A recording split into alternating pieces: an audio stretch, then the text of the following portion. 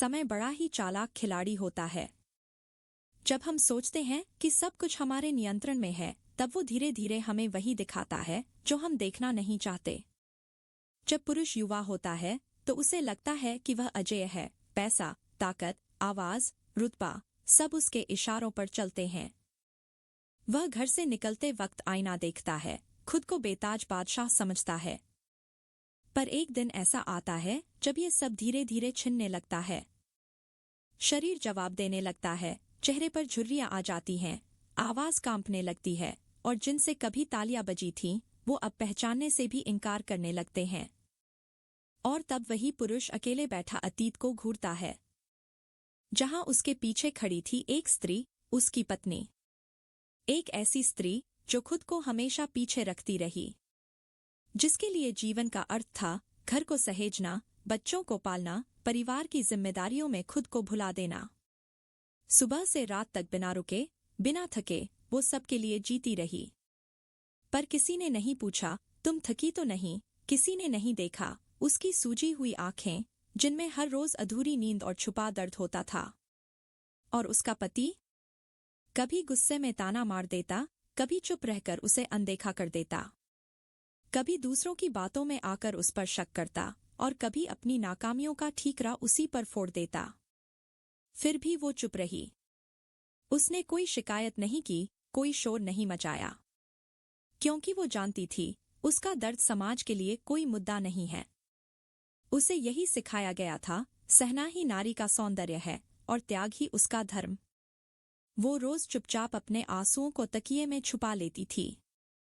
उसकी हंसी सबसे प्यारी थी, पर असली नहीं थी। औरत की मुस्कान बहुत कुछ छुपा सकती है, अधूरी इच्छाएं, टूटा हुआ आत्मसम्मान और वो दर्द जो शब्दों में कह नहीं पाई। फिर समय ने करवट ली। अब वो पुरुष बूढ़ा हो गया है। उसके जिस्म में पहले जैसी ताकत नहीं रही। अब उसे दूसरों के सहारे की जरूरत है। जिन दोस्तों के साथ बैठकर वो ठहाके लगाता था, अब वो उसके हालचाल पूछने भी नहीं आते। बच्चे, जिनके लिए उसने दिन रात एक किए, अब अपने अपने परिवार और करियर में इतने खो गए हैं कि पिता की दवाइयां और अस्पताल के चक्कर उनके जीवन की प्राथमिकता में नहीं आते। और तब एक दिन रसोई से वही जानी पहचानी आवाज आती है, दवा ले लीजिए, टाइम हो गया है। वो आवाज उसी स्त्री की होती है जिसे आपने जीवन भर नजरअंदाज किया, जो आज भी उसी समर्पण से बिना किसी शिकायत के आपकी सेवा कर रही है। उस दिन दिल रो पड़ता है। काश कभी उसकी आंखों को पढ़ा होता, काश उसकी चुप्पी को सुना होता, काश उसकी थकावट को समझा होता, काश कभी उसके चेहरे पर भी मुस्कुराहट लाने की कोशिश की होती। काश एक बार भी कहा होता, तुम बहुत जरूरी हो मेरे लिए। पर अब देर हो चुकी होती है। अब वो मुस्कुराती है तो उसकी आंखों में थकान साफ दिखती है। वो अब भी प्यार करती है, पर उसमें पहले जैसी चमक नहीं रही। वो अब भी साथ है, पर खुद को जताना छोड़ चुकी है। और आपके सॉरी का अब कोई मूल्य नहीं, क्योंकि उसने तो माफ करना उसी दिन सीख लिया था, जब आपने पहली बार उसे नजरअंदाज किया था।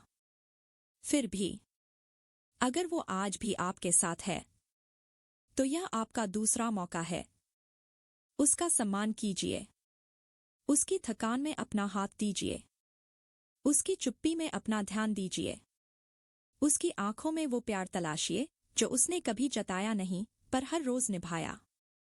एक दिन ऐसा भी आएगा जब आप बिस्तर पर पड़े होंगे, बोल भी नहीं पाएंगे, चल भी नहीं सकेंगे, और आपके सिरहाने वही स्त्री बैठी होगी, जिसके लिए आपने शायद कभी दो मीठे बोल तक नहीं कहे।